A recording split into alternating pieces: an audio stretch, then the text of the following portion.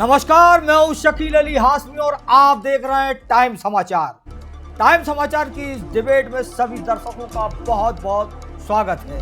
आज हम फिर एक ऐसे मुद्दे को लेकर आए हैं जो किसान 15 दिनों से झांसी के अंदर धरने पर अपनी मांगों को लेकर बैठे हैं, लेकिन इनकी सुनने वाला कोई भी अभी तक इनके पास नहीं गया। आज इसी मुद्दे पर हमारे साथ जुड़े हैं मधुपाल सिंह, जो जेडीएल पार्टी के जिलाध्यक्ष हैं, और किसान नेता गौरी शंकर बिधवा जी, जो किसानों के साथ धरने पर बैठकर उनकी मांगों के लिए संघर्ष कर रहे हैं, और शिवनारायण सिंह परिहार, जो किसान नेता हैं। सीधे हम आपके बीच होंगे जुड़ने के बाद, और वरिष्ठ पत्रकार लक्ष्मी नारायण शर्मा जी हमारे साथ जुड़े हुए हैं, जो इन किसानों की बात सुनकर समीक्षा और सारी बात रखेंगे कि आखिर क्यों ये किसान इतने परेशान है और धरना क्यों चल रहा है। सबसे पहले मैं बात करूंगा बिधवा जी, आपको 15 दिन हो गए लगातार धरने पर अपनी मांगों को मानते हुए किसानों के साथ बैठे, अभी तक कोई भी सिंचाई विभाग का अधिकारी आपकी बात सुनने आया या नहीं? बिधवा जी। शकील जी, आपका बहुत बहुत धन्यवाद। आपने हम लोगों की, जिसकी कोई नहीं सुन रहा है, आपने चैनल के माध्यम से आपने हम लोगों की बात उठाई। मैं आपको बता दूं कि ये 15वां दिन तो आज यहाँ है। इसके पहले भी हम लोग 1 महीना 3 दिन सिंचाई विभाग में, उसके पहले 22 दिन यहाँ भी बैठे, उसके पहले मुद्दे वही हैं।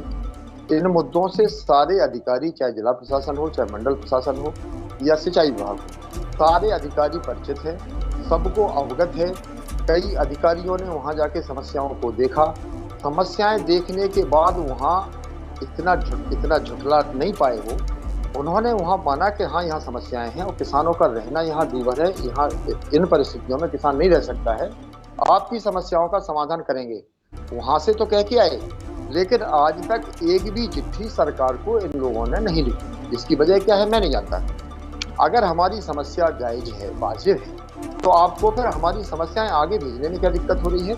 भाई हम सरकार बिधवा जी, सवाल यही तो है कि आपका कहना यह है कि सिंचाई विभाग इन सभी क्षेत्रों में समीक्षा करके आया, मौके पे देख कर आया, उन्होंने ये माना भी है कि हाँ, किसान समस्याओं से जूझ रहे हैं। ये आपका कहना है कि ऐसा हुआ है, लेकिन अभी पिछली 10 अगस्त को हमने डिबेट पे किसानों का मुद्दा उठाया था, उसमें सिंचाई विभाग ने ये लेटर जारी किया है, जिसमें सिंचाई विभाग ये कह रहा है, ये लेटर के माध्यम से, कि ऐसी स्थिति नहीं है। इक्का दुक्का लोगों को छोड़कर बाकी सारे जो डूब क्षेत्र में किसान आए थे उनको पुनर्विस्थापित कर दिया गया। सीधा चलता हूं मधुपाल सिंह के पास, जो जेडीएल के जिला अध्यक्ष हैं। मधुपाल जी, आपने क्या गांव का जिस गांव की चर्चा चल रही है, पथराई और आपका लखेरी बांध के आसपास जो डूब क्षेत्र में गांव आए हैं, आप क्या इन गांवों में गए? आपने इनको देखा है जाके किस कंडीशन में जिंदगी व्यतीत कर रहा है वहां के ग्रामीण? बिल्कुल गया हूं, मैं कल ही गया था। मैंने भौतिक रूप से वहाँ का एक घर में जाकर देखा। वहाँ की ये स्थिति है कि घर चारों तरफ से घिरे हुए हैं। एक ऐसे परिवार के पास गए कि जहाँ मियाँ बीवी हैं जिनकी एज 80 वर्ष के ऊपर है, वो चारों तरफ से घिरा है। वो अपने टॉयलेट के लिए भी परेशान, घर से बाहर नहीं निकलने की स्थिति में। वो दोनों बुजुर्ग, महिला और ये पुरुष, दोनों बैठ के वहाँ कोई भी नहीं, गांव का एक प्रधान भी उनकी सुध लेने नहीं पहुंचा। जब हम लोग वहाँ पहुंचे तो उन्होंने हम लोगों को अधिकारी समझकर अपना रोना गाना शुरू कर दिया। तो मैंने भी कहा कि मैं तो आपके बीच का बेटा हूँ, मैं तो ये देखने आऊँ कि वास्तविकता है क्या। उस वास्तविकता को जब मैंने देखा तो बहुत ही दर्द भरी कहानी थी। उस गांव में 20 फुट माने 2 मंजिल मकान का आधा भाग डूबा हुआ है। कल मैं खुद किश्ती से जाकर मधुपाल जी, एक मकान डूबा है कि कई मकान डूबे हैं? कई मकान, वो तो एक नमूना है।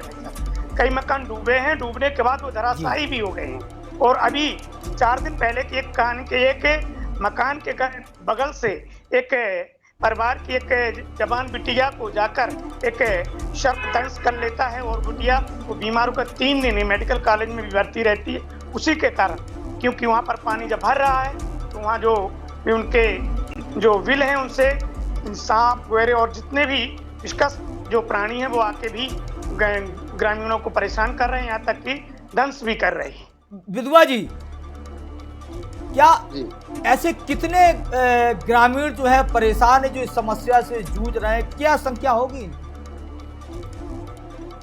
देखिए, मधुपाल जी बात कर रहे थे वो गाँव बुढ़ाई गाँव का जो जिससे संबंधित लखेरी बांध है वो 2006 में बन गया था। अभी तक ये बुढ़ाई गाँव को विस्थापित नहीं कर पाए हैं। बचेरा गाँव को विस्थापित तो कर दिए, लेकिन उनकी अभी जजारियाँ बाकी हैं। इसके अलावा राजघाट बांध बने हुए 49 ईयर्स 49 वर्ष हो गए, आज भी वहाँ के लोग 16 गाँव अपने अधिकारों के लिए वंचित हैं। ललितपुर में 5 बांध बन रहे हैं, 5 बांधों के पैसा आ रहा है, कई बार पुनरीक्षित हो गया है। नहीं, मेरा सवाल ये, लखेरी बांध और पथरई बांध की जो बात चल रही है, तो कितने ग्रामीण जो फार्मर हैं, कितने ग्रामीण फार्मर परेशान हैं, जिनको अभी तक सिंचाई विभाग ने ना तो मुआवजा दिया ना उन्हें विस्थापित किया गया? मैं उनकी संख्या की बात कर रहा हूँ। पूरा गांव बुढ़ाई है, 20 लोग बचेरा के हैं और चढ़रऊ धवारी में लगभग 200 सवा 200 परिवार चढ़रऊ धवारी में है और 100 सवा 100 पाल मोहल्ला इमलिया गांव को, एक गांव है इमलिया, उसको विस्थापित कर दिया। कुल संख्या कितनी होगी विधवा जी? कुल संख्या हमारी ख्याल में 700 600 700 के बीच में होना चाहिए। लेकिन अभी 11 तारीख को सिंचाई विभाग खंड 5 के अधिकारी और टहरौली एसडीएम राजेश कुमार जी मौके पे गए थे और ये जो लेटर इन्होंने जारी किया है उसमें इनका साफ कहना है कि 1727 प्रभावित किसानों को जो है जमीन मुआवजा पुनर्वास धनराशि 40 करोड़ 27 लाख रुपए दे दी गई है। कुछ किसान बाकी है, जैसे कि जो इन्होंने लेटर पे अंकित किया गया है, जिसमें जो किसान बाकी बताए गए हैं उसमें 233 किसान जो है इन्होंने कहा है कि बकाया जिनका तहसील स्तर पर सत्यापन कराया जा रहा है, वो आपका दावा है कि ये लगभग जो है 600-700 के आसपास है। लेकिन सवाल यही उठता है कि 2007, 6 और 7 में ये बांध बन के तैयार हो गए थे। इन डूब क्षेत्र में आने वाले ग्रामीणों को जो है विस्थापित भी कर दिया गया कुछ को, लेकिन जो दावा कर रहा है, अगर ये सरकारी लेटर की हम बात करें तो इसमें 233 लोग जो है अभी भी विस्थापित नहीं हुए, इन्हें मुआवजा नहीं मिला है। तो क्या ये नहीं लगता कि ये रिपोर्ट एक टेबल ड्राफ्टिंग है, या तो आज 13.5 साल हो गए अभी तक इनका सत्यापन नहीं हो पाया? सिंचाई विभाग ये रिपोर्ट तैयार करके या तो जिला प्रशासन को गुमराह कर रहा है या शासन को गुमराह कर रहा है। आखिर किसान धरने पे क्यों बैठे हैं, क्या वजह है? जो ये रिपोर्ट दी है, ये रिपोर्ट वो है जो ये जैसे बुढ़ाई गांव है, ये बुढ़ाई गांव से संबंधित है। अभी इनने हमें तो ये माना ही नहीं है कि हम प्रभावित हैं। हम अगर यहाँ चढ़रऊ धवारी की और इमलिया के पाल मोहल्ला की बात करते हैं तो इन्होंने तो संज्ञान में ही नहीं लिया। काउंटिंग की तो बहुत दूर की बात है। ये जो बोल रहे हैं, जो बता रहे हैं, इनके आंकड़े और जो वाकई हकीकत है गांव की, उसमें अगर मिलान किया जाए तो जमीन आसमान का इनके आंकड़े जी आपको रोक रहा, मैं तस्वीर गांव के कुछ लोगों से की जो इसमें बात करूंगा कि जो गांव के लोग हैं वो आपसे क्या कह रहे हैं। विधवा जी, गांव के लोग आपसे क्या बोलते हैं? जी जी विधवा जी, गांव जो ग्रामीण है, जो परेशान है, वो आपसे क्या चर्चा करते हैं, क्या बोलते हैं? फिर वो हमसे ये चर्चा करते हैं कि अब चूंकि देखिए इस वक्त कोई भी चाहे वर्तमान सरकार का प्रतिनिधि रहा हो या पूर्व की सरकारों के प्रतिनिधि हो, चाहे वर्तमान सांसद और विधायक हो चाहे पूर्व के हों, एक भी व्यक्ति किसानों से मिलने उनके पास नहीं गया। ले दे के विधवा जी बसते हैं। अब अगर चाहे विधवा जी राजी करें तो उनकी सेवा करना हो, गैर राजी करें तो उनकी सेवा करना है। आज उनके पास इतने दिन बाद भी कोई भी वर्तमान सरकार का एक भी प्रतिनिधि कार्यक्रम धरना स्थल पर नहीं गया, उनके गांव में नहीं गया। कायदा ये है उनकी। चलिए विधवा जी जरूर हमारे साथ लक्ष्मी नारायण शर्मा भी जुड़े। लक्ष्मी नारायण जी, एक सीधा सा सवाल, किसानों के मुद्दे को लेकर और किसानों की मांग को लेकर, जहां एक तरफ दिल्ली में भी धरना चल रहा है, एक तरफ यहाँ लोकल स्तर झांसी में भी धरना चल रहा है। क्या लगता है कि सरकार इनकी बात सुनने को तैयारी नहीं है किसानों की, खासकर इनका कोई भी मुद्दा हो? शकील, मुझे तो लगता है कि इन किसानों की बात सरकार तक पहुंचती भी नहीं है, पहुंच ही नहीं पा रही है, या पहुंच भी पा रही होगी तो बीच में जो मध्यस्थ हैं, जो सरकारी अफसर हैं, वो उन बातों को किस तरह से पहुंचा रहे हैं, ये बड़ी बात है। आपको मैं एक वानगी दे रहा हूँ। सिंचाई विभाग में अभी एक घोटाला पकड़ा गया था, जिसको पकड़ा भी सरकारी अफसरों ने था और उसका थाने में मुकदमा भी दर्ज सरकारी अफसरों ने करवाया। उसमें आप देखिए कि अभी तक किसी भी कर्मचारी या अधिकारी को जेल नहीं भेजा गया। तो ये पूरा एक सिस्टम को एक नेक्सस कहा जाए। हो सकता है इन लोग को बुरा लगे, लेकिन ये लोग एक नेक्सस की तरह, गिरोह की तरह काम करते हैं, जिसमें उन घोटालेबाज अफसरों को जिन्होंने घोटाला किया, पैसे गबन किया, उसको बचाने में आप देखिए पूरा सिस्टम लगा हुआ है। क्या यहाँ जो अफसर हैं, जो निगरानी अफसर होते हैं, उनकी क्या जिम्मेदारी है? उन्होंने कितने लोगों को जेल भिजवाया?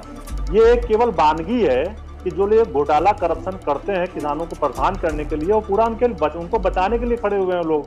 तो वो डरते नहीं किसी से। अब आप कल यहाँ देखो, एरज जो बांध परियोजना है, उसको लेकर जो घोटाले की जांच चल रही है, 4-4.5 साल हो गए। अभी कल भारत सरकार के जो मंत्री हैं, जिनका गरोटा कार्यक्षेत्र भी है, भानु प्रताप वर्मा, उन्होंने कहा कि इसकी जांच जो है आर्थिक अपराध शाखा कर रही है। आप सोचिए कि बुंदेलखंड में जो किसानों से जुड़ी परियोजनाएं हैं, उसमें किस हद तक घोटाला हो रहा है कि जो इनका सिंचाई विभाग और जो प्रशासनिक जांच हो रहा था, वो उससे तो निष्कर्ष निकला ही नहीं। तो अब आर्थिक अपराध शाखा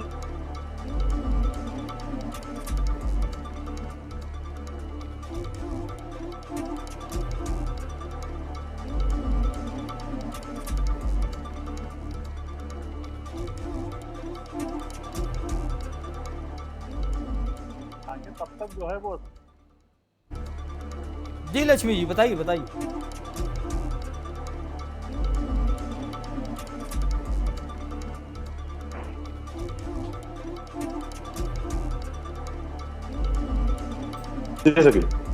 जी लक्ष्मी जी, यही वो सवाल है, जैसे कि आपने घोटाले की बात कही है, जो सरकार के नुमाइंदे कहीं ना कहीं सरकारी कर्मचारियों को या सरकारी अफसरों को बचाने का प्रयास करते हैं। सही आपने कहा। ये अभी बीच में एक और घोटाला जो चला था, राजीव गांधी विद्युत परियोजना वाला, उसमें भी यही हाल है कि करोड़ों रुपए का घपला हुआ है, लेकिन बिजली विभाग के अफसरों के खिलाफ अभी तक कोई ऐसी खास कार्रवाई दिखती नजर नहीं आ रही है। रही बात किसानों के मुद्दों की, ये तो जीवंत मुद्दा है।